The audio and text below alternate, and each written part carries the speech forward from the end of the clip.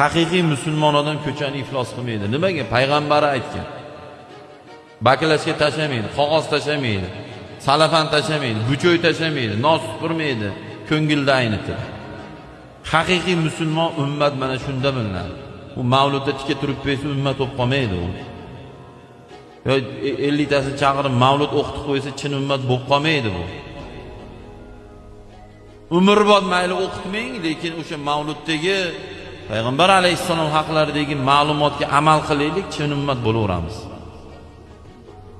Payg'ambar ko'chani iflos qilma deb tursa-yu, bugun ko'chani kim iflos qilyapti? Hammasini musulmonlar qilyapti.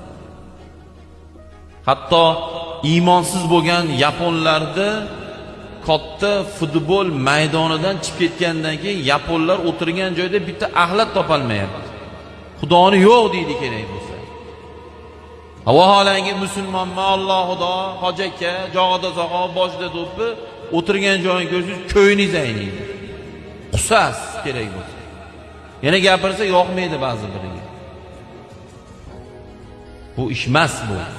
Faqat o'sha musulmonlik deganda marosimda bir Qur'on o'qitib qo'yib, mavlud o'qitib qo'yib bilan bo'lmaydi.